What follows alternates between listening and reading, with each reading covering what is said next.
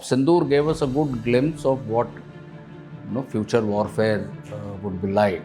Drones are going to be the future. Military cannot remain insulated or isolated from what is happening. Agnipath was a scheme that sort of got implemented during your time, and there was a lot of discussion, there was a lot of debate, some criticism. So just name one advantage. One was spoken about was that the profile will be younger. Was that one of the key areas of focus? Indeed, that was. So one was profile would be younger. Second was, you will be able to get in or bring in more technologically or technically qualified youth.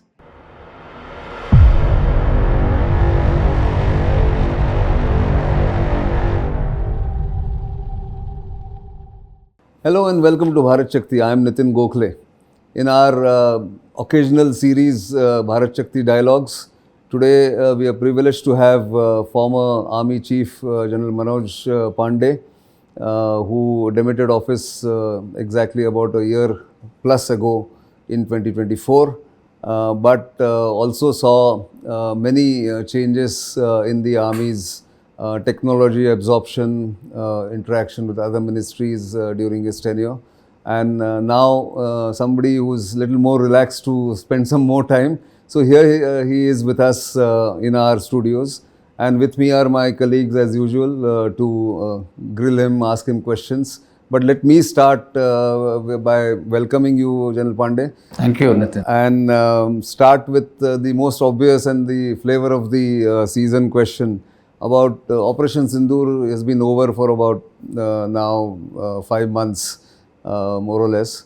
But lessons are still being imbibed, or lessons are still being learned, I would say, or looking at the lessons of how to absorb them. What do you think has been the main takeaways from Operation Sindoor?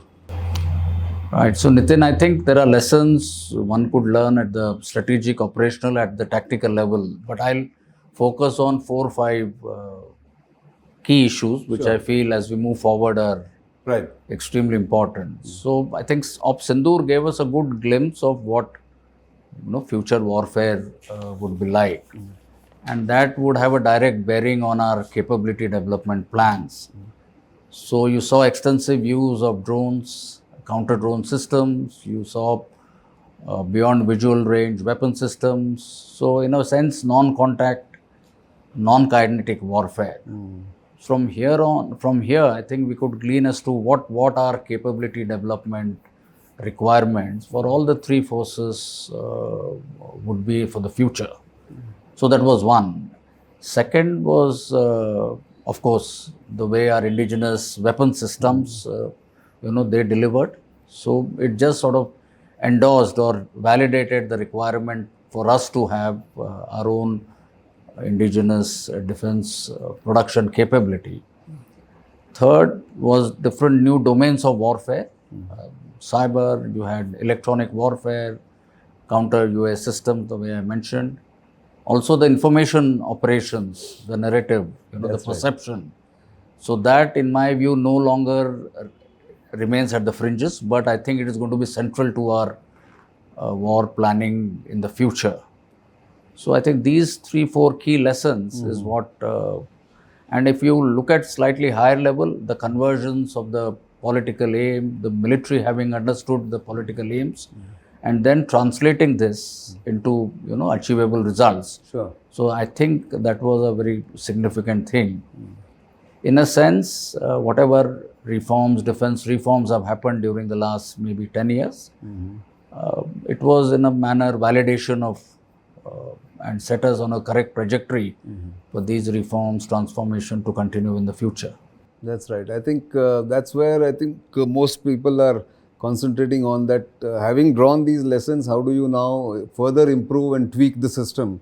Having done the first 10 years reforms 1.0, maybe reforms 2.0 with jointness integration. But I think Surya had a question on the capability development. So I'm looking at future capability development. I mean, what is the focus areas? What are we looking at? Right. So you have the conventional weapon system, the tanks, the guns, the air defense. One is to further see as to how you can improve upon them. But if you are looking at the future capabilities, I can flag 4 key areas which I feel are important. One is, of course, the drones, because in my view, drones are going to have a large number of applications. You recently saw in the Russia-Ukraine conflict as to how the Ukrainian they utilized drones in the Operation Spider's Web. So it was a good example of the capability of the drones and the intelligence. Right. Where you could use drones at longer ranges.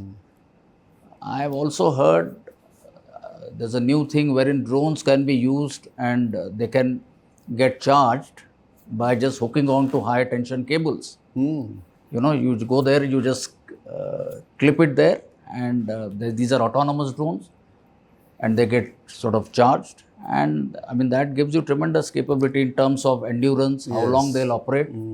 So I feel drones are going to be the future. And in my view, the more creative, the more imaginative you are as to how you can use drones for different military applications is going to be the key. But not only drones, the counter drones. So in terms of how do you make drones ineffective, jamming, engaging them, neutralizing them, kinetic, soft kill, hard kill. So that's another area. The EW, electronic warfare. So drones, counter drones, electronic warfare, I feel these are the areas where the military or the army must focus on in the future.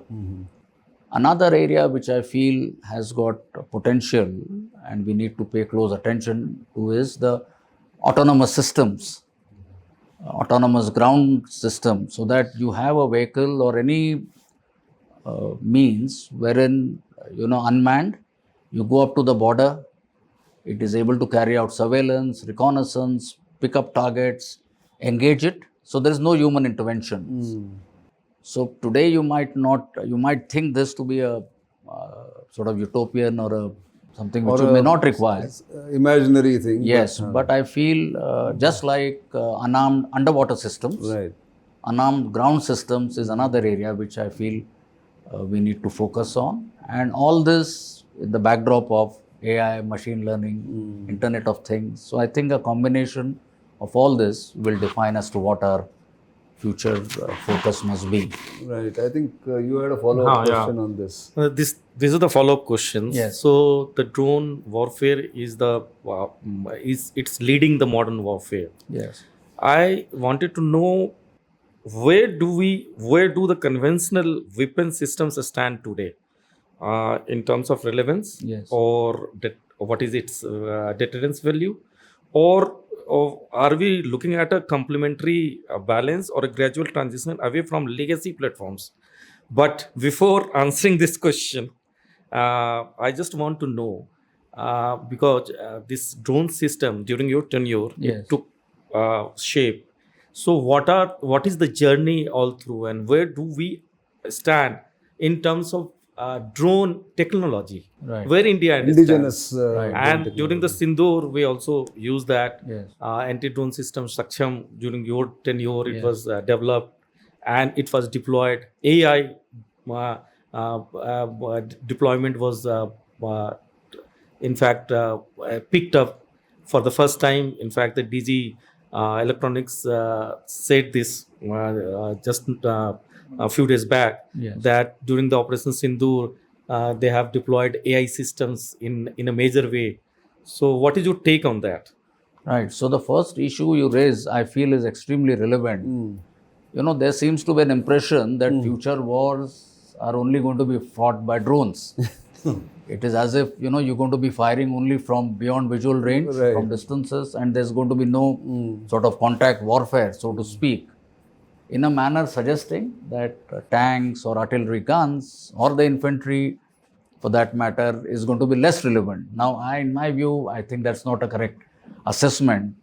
You see, we have typical or peculiar security challenges. We have contested borders on our either side, on the north as well as the west, 3,500 kilometers or thereabouts. So, in my view, the legacy systems will always have relevance. The future wars are not only going to be drone wars. Correct. Drones will form an important component of how you fight, but it is not as if the relevance of tanks, artillery, and the rest of the conventional system is any less. Well, one can argue, and I would endorse that, to say that, so you have a tank, it has a gun, it fires up to, let's say, 3.5 kilometers. So do you now look at improving that gun to fire at 7-8 kilometers, or look at these weapon platforms totally differently? So do you need a tank with a drone which can fly, go up to 8 kilometers, pick up targets, carry out reconnaissance, and then from the tank you fire, let's say, a loiter munition? Like an aircraft carrier does when they launch something the planes. like this. So it gives you mobility, it Yes. gives you protection, but with these new systems, you incorporate on this. So we'll have to look at not only tanks, even the artillery differently, the infantry soldier differently. So these systems will remain relevant, but how they perform, what you want them to do in battlefield, I think will change. Alongside this, when you talk of legacy systems, it is not possible to change the entire, your kit, your inventory, and suddenly have all the high-tech weapon system. That is neither desirable, perhaps not possible. So we will have to phase it out, and till then focus on how the legacy systems and the new technology, are they interoperable? Can they achieve the desired sort of aims or outcome? So I feel for some time, both the legacy systems as well as, like they say, the state of the art, the current and the vintage or the legacy system, I think we'll have to learn to operate with They all have to three for some coexist time. and Absolutely. operate really. Yes, in and that I think sense. that is the way to go. Yeah. So Dhruv, you wanted to talk about, I think, what, integrated battle groups? Yes, Go ahead. So basically what I want to ask is, what will be the role of integrated battle groups in combat in the future? Right. So you would recall our present force structures are based on corps and divisions and brigades. In certain areas, in fact, in most of the areas, be it when you're in a defensive posture or in an offensive posture, a realization came wherein you wanted your forces to be more agile, more flexible, able to attach, detach troops, so that they are able to, again, in battlefield, operate more effectively. And that is why this concept of integrated battle groups came in. You are also then reducing one layer of decision making.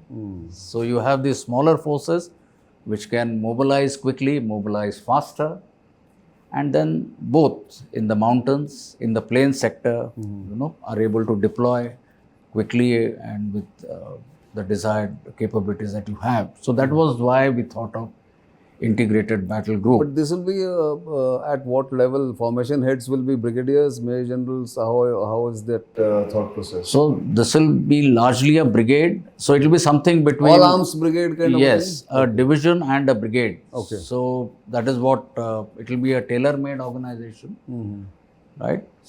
And that is what, and we had identified certain formation as a test bed. Right. There were some exercises, both tabletop exercises, physical exercises, exercises with troops, which were carried out on this model. Right. And I think recently the chief announced the Rudra Brigade, Right. so it is a name to the integrated battle group. That's right. But they will eventually come into all terrains and all fronts, you think? Yes. So we had identified certain formations where we thought we must Right. Test first bed, you test said. bed them, and based on our experiences, your exact structure, your design of these formations will then fructify, and then you can go ahead. Then you can multiply them or take it in a larger scale if they need be. Yes. If that is there. But Huma, I think you had another question on something like this. So, in Operation Sindoor, we found that there was a lot of jointness in the three forces. Right. And while you were the chief, the concept of jointness, integration, theaterization Yes. had already sort of taken off, and it was being worked at. Yes. So, what do you think is the, what more needs to be done? And according to you, has there been any progress from the time when you were the chief to the current date? Right. So Jointness, integration, Yeah. and the journey towards theaterization, yes. basically. So I feel jointness, integration are extremely important. Lot of work has happened. Some of it is known outside, some perhaps is not known. But I think that is the way to go, because if you have to optimize or in fact maximize the potential of the three services, you have to identify areas as to where you can operate jointly. In fact, you will have to operate jointly, but where you need to integrate better.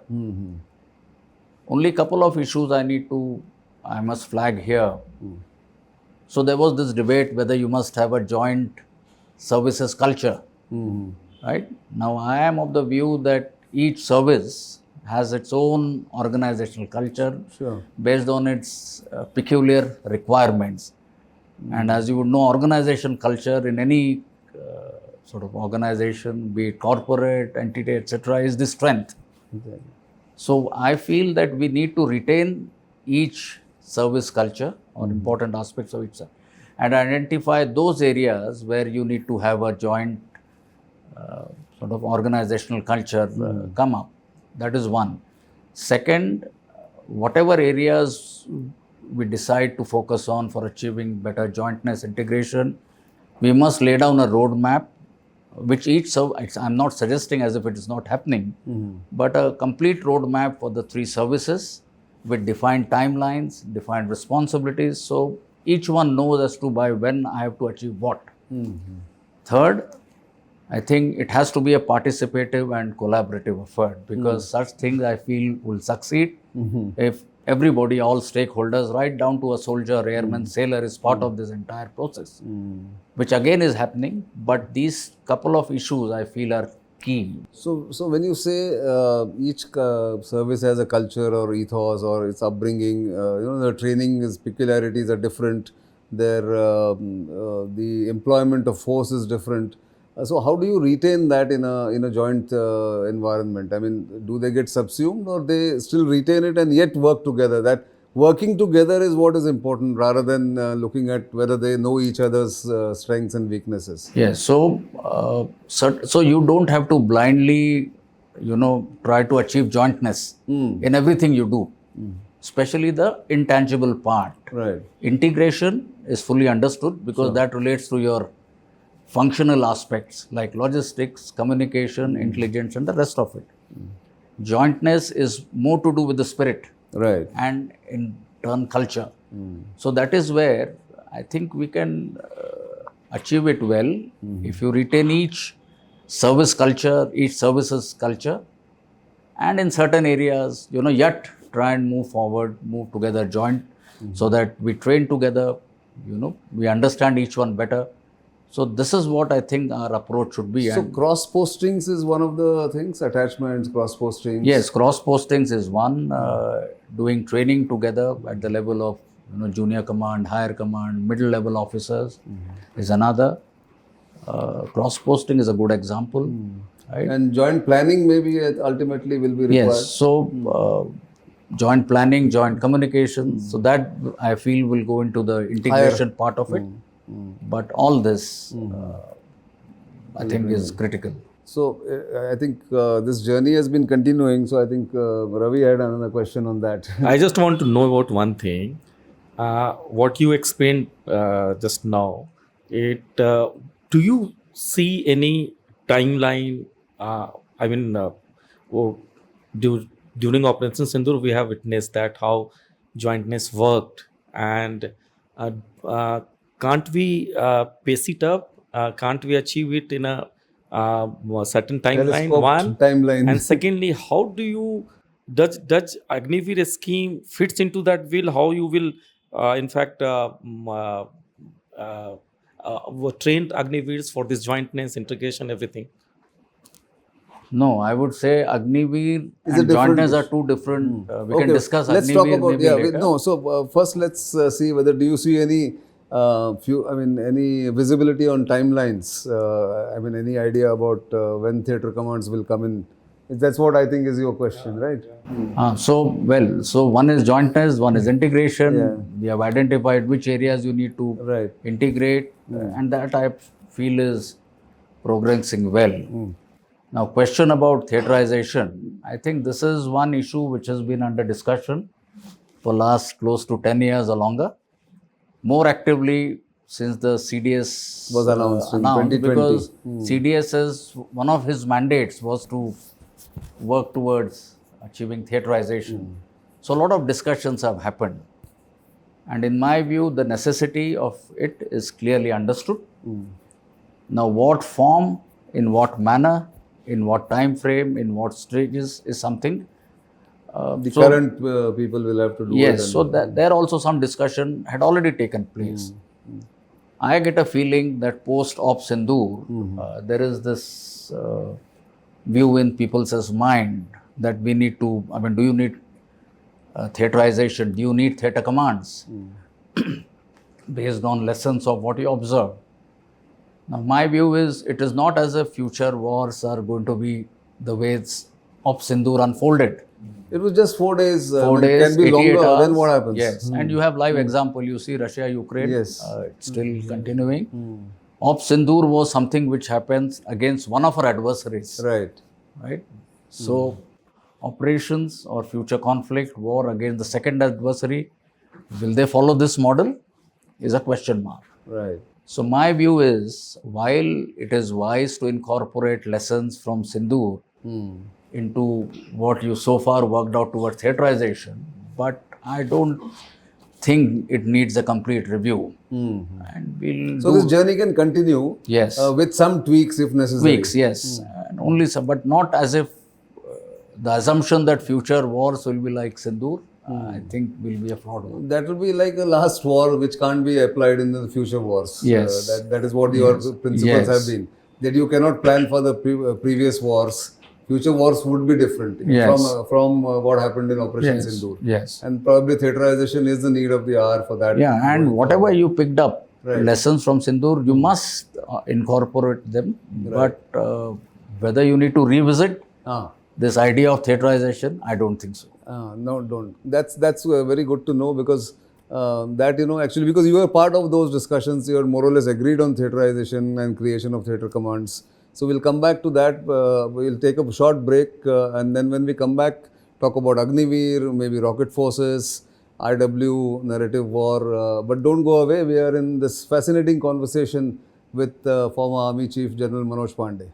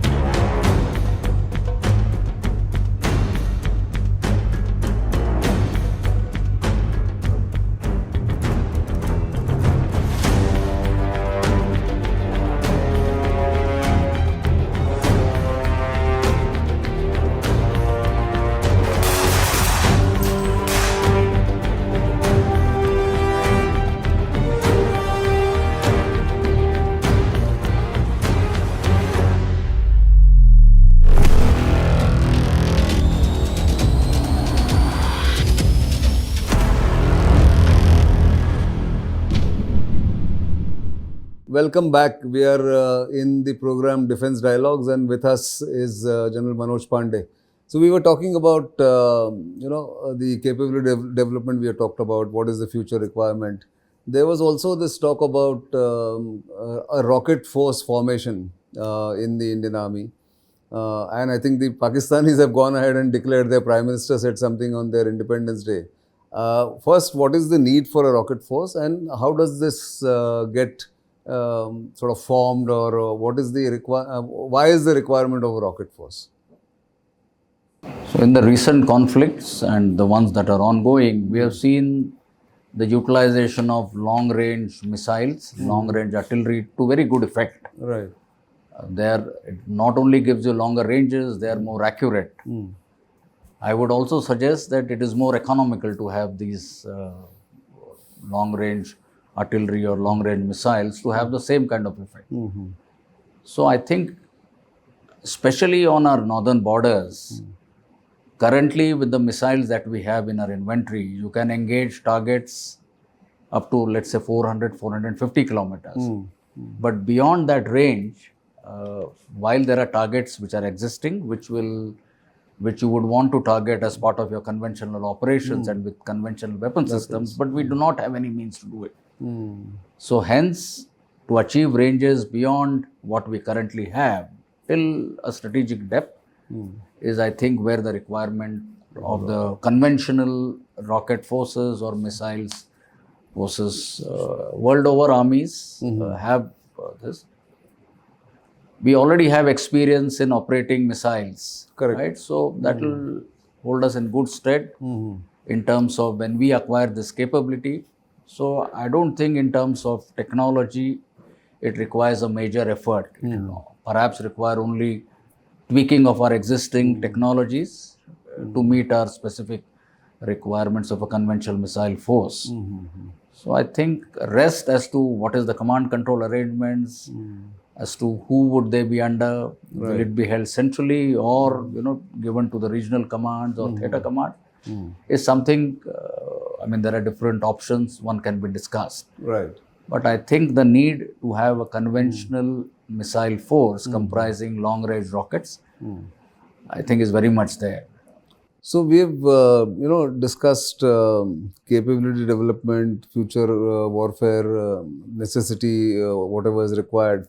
But behind every machine which everyone keeps speaking about is the human being. And Agnipath was a scheme that sort of got implemented during your time, and there was a lot of discussion, there was a lot of debate, some criticism that this is not needed. But the government's and the forces' argument was that you need a younger force. How has that experience and that experiment worked out so far? Because the first batch is about to probably finish its term in the next 1 year or 2 years perhaps. Yes, you're right. So the first batch of Agniveers complete their 4 years engagement or term by the end of 2026, when they will exit. Right. So advantages, benefits of the Agnipath scheme are well known, so I'll not elaborate on that. But there are few issues which I feel are very, very relevant. No, so you would know because it started around your time. And, yes. and that's why. So the first is because of the restriction or constricting the training period of the recruits to 31 weeks, especially in case of technical arms and services. Right. So that was a major challenge. So we went around seeing as to how this period of 31 weeks can be better utilized. Okay. And that's where the issues of bringing in simulators and refining our training methodology, etc., which has happened. Second was how well are the Agniveers, once they go to their units, how well are they integrated with the current lot of soldiers, the current lot of NCOs and the rest of it. So this is where the role of the unit commanders came in. Third was, there was a necessity that their selection or retention, as per the current scheme, every 1 out of 4 Agniveers will be retained. The 3 will have to exit. So this has to be based on a very credible, transparent and a fair system. Sure. Right? So these were some of the focus areas which we started with. And I'm sure the current leadership in the military is focusing on these, because in my view, while the benefits are there, to make it work, I mean, these key issues have to be addressed. Alongside that, when we started, we felt as we moved along, if there are any lessons or any learnings that you take out of it, so maybe if there is a need to modify or tweak the scheme, such as, let us say, to increase the retention percentages from the current 25% Right. to maybe 75, if not 75 to 60%. 60%. That was another issue which we felt was important. Third was the numbers itself. The numbers that you recruited in the first 4 years, and the fact that in the preceding 2 years, because of COVID, there was no recruitment. So then we had analyzed that if we go by the recruitment numbers, the overall strength would get reduced. So that was another issue as to at some stage in this journey, we'll have to increase the recruitment vacancy. You have some surge for a couple of Yes. years maybe Yes, to bring it at par. yes. So these were some of the issues which we had been closely monitoring. So there's no rear view mirror here, because there's no experience that you can fall Exactly. back upon. So you have to learn as you go forward. So that was the key. And like they say, we'll have to, or the military will have to make this work to be able to draw all the benefits, advantages. So just name one advantage. One was spoken about was that the profile will be younger. Was that one of the key areas of focus? Indeed, that was. So one was profile would be younger. Second was, you will be able to get in or bring in more technologically or technically qualified youth to this thing. There were also this aspect of youth having to serve, wanting to serve the military, and then get on and join the mainstream and pick up some other profession.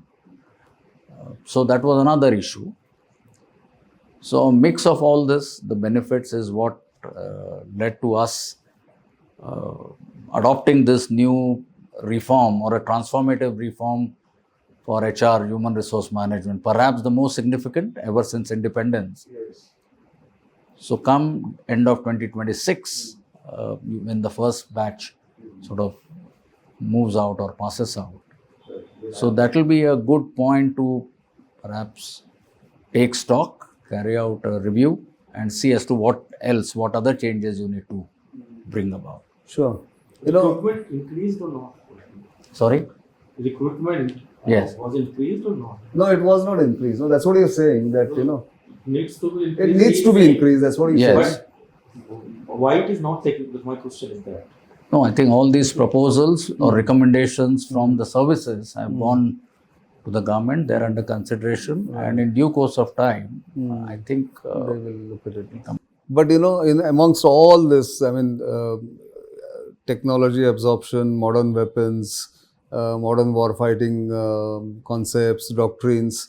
One of the key areas which has been observed in both Russia, Ukraine, Israel, Gaza, and then Sindoor has been the centrality now being realized of what could be called information warfare, influence warfare, perception management, cognitive warfare. So Ram had one big question on that. So the narrative seems to be that while we've actually, clearly won in Operation Sindoor, Pakistan and with Chinese help seems to be winning the narrative war. Now, is that due to some shortfall on our side, or is it because perhaps the political systems and the army systems there are different, which allows them to, operate at a faster rate than we do? so. I wouldn't like to get into the specific issues of to how the information domain was managed, but I feel there are 3-4 again key issues. Which one, we have to realize that unlike in the past, wherein your information effort was only targeted to influence minds within your country. But now you realize, because of the, and I don't have to explain it to you people who are directly into it day in and day out, as to how the influence of social media has an international effect. So you not only have to focus on your domestic, but what impact it has at an international level. So that is one thing which we have to Sure. register. Second, there are number of agencies in our case who have to join this effort. Besides the 3 services, you will have the other government departments, other agencies. So I always felt that if there was a central coordinating agency who could lead this exercise, you'll have better results. Your coordination, your synergy will be much better, which will contribute to your ultimate effect. Third, just like in military planning, you make out different plans for different contingencies. So you say, if this is my contingency A, this will be my plan to deal with that contingency. Something similar we'll have to do in case of information strategy. So if there is a, shall we say, Sindoor-like situation, this is what my strategy will be. If tomorrow there's another situation, this is how I will proceed. Now, all this, I feel, needs to be already ready in advance. So all you need to do is put it into execution. Plug and play kind of a thing. So you cannot be in a reactive mode that an incident happens or a situation comes and then you start. So if you've already thought of it, you've thought as to what must be your lines of effort, what should be your focus, who will do what, I feel we'll do much better. So this was one thing I thought, if you've already thought of it. So planning is required. Yes. Yes. And it has to be sort of factored in right at the beginning of the Yes. planning for And any. like I said, just contingency. like contingencies, so for Yes. different contingencies, you have different plans. That's right. Something similar must happen. Yeah. And lastly, again, I don't have to explain, beyond the electronic, the print media, now the social media, the influencers, the content creators, I feel they have much wider reach, perhaps more more effective than the rest. Yes. So there is a need to engage them and see as to how best we can, get the outcomes From out of them dealing and with utilize them. Yes. So you mentioned a central sort of authority which handles all this. Is that already under consideration? Is that just something that's being discussed? So I think we'll do well if we have a more structured, a formalized mechanism. I'm not suggesting as if it's not happening, but I feel if we have it in a more organized manner, that perhaps will be needs to better. done, yeah. No, he also asked you about whether our main adversaries have an advantage that their militaries actually are much more powerful in their systems, and they don't have to sort of take on consideration or take opinions from other elements of the government. Does that become advantage for them in terms of speed and decision making? Do you see it that way, both the adversaries, Pakistan and China? No, I feel just as when you say it's a whole of nation effort, when you look at defense or security, the media and this information space, Right. I feel is an important component, and we have to again synergize and what you need to achieve out of what the media does. Right.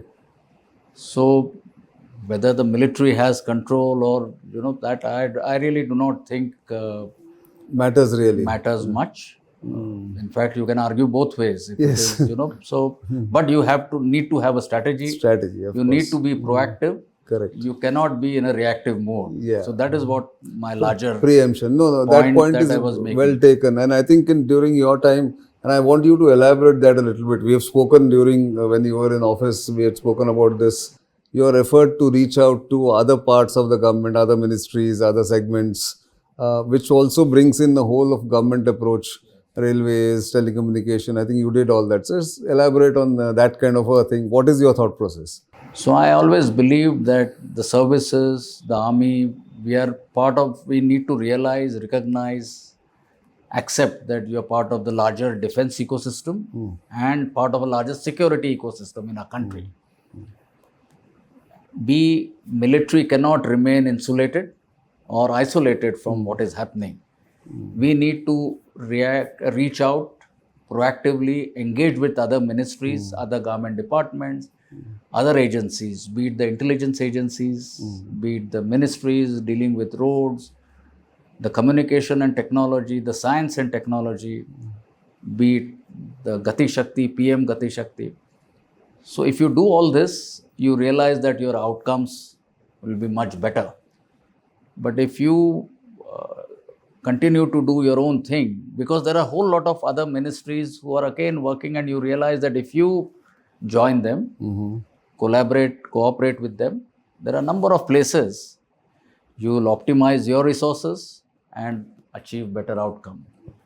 You can also collaborate with other ministries because of your pan-India presence of the army and other forces. If you engage them, if you be part of their initiatives, the larger aim of the community benefiting and the nation building, as we say, Sure. you will only contribute to it. Correct. So my larger point, we cannot no longer remain insulated, but you will have to proactively engage without waiting for others to reach out to you. So that is the little change which Which I attempted to bring yes, about. Yeah, I remember that. But that one of the successful things that has happened in the military and the MOD in the larger scheme of things is to increase the interaction between academia, industry, MSMEs and the users, that is the armed forces.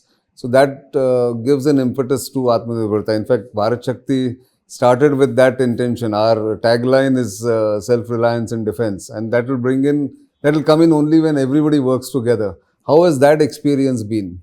No, so what I've observed over the last 5 to 6 years, so this entire defense manufacturing ecosystem, I feel it is much better energized now.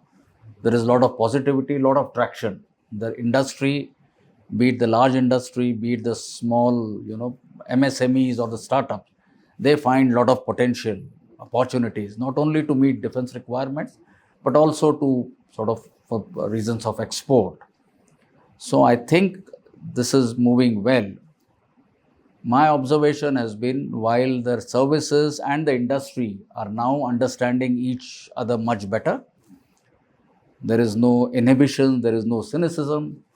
I feel the academia, that is those who are dealing with the R&D, they need to come on board more actively, or maybe the services need to reach out to them more actively, because that is an important component, especially when you talk of niche, disruptive, future technologies. So once they come in on board and that is achieved, I think that is where this entire ecosystem, our aim should be to reach there. Right. And toward this end, just like your organization, others, the way now you find different forums where stakeholders, including the government, because ultimately they are the policy makers. When you meet, you exchange your ideas, you understand each other's point of view, that will only help. Right. I see another tendency or a trend which is good, to say that now each one has realized that I must do my job well. Earlier, sometimes it used to be as if, the industry is not doing this or so and so.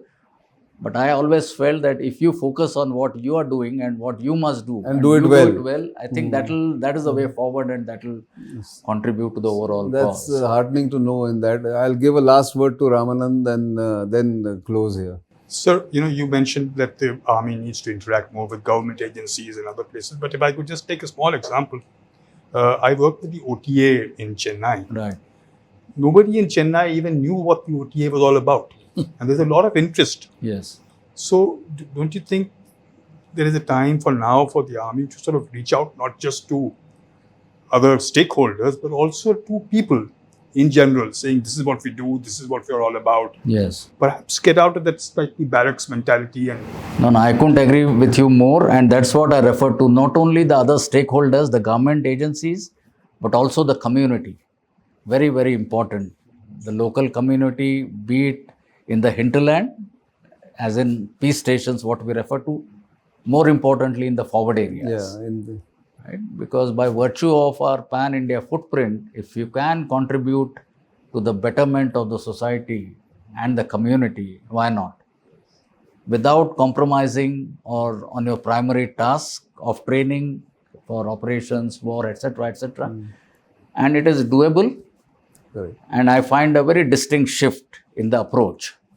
Exactly. I think that is the way to go. There is much more interest, of course, from what earlier people used to think about the. It's no longer romanticized alone, but people are also wanting to contribute to the Yes, military, yes. join the military, contribute to its progress. All that is happening. So I think on that happy note, we must conclude this dialogue. Thank you very much, General Pande, for making time and coming to our studio. Very insightful, very this thing, and I must thank my colleagues for having very, I think, hopefully right questions to ask you. So we end here, but do keep watching Bharat Shakti. You know where to reach us. Your comments are valuable. Our social media platforms are always active. So do keep watching, and of course share and like this particular program. We'll come back to you again. For the time being, it's goodbye.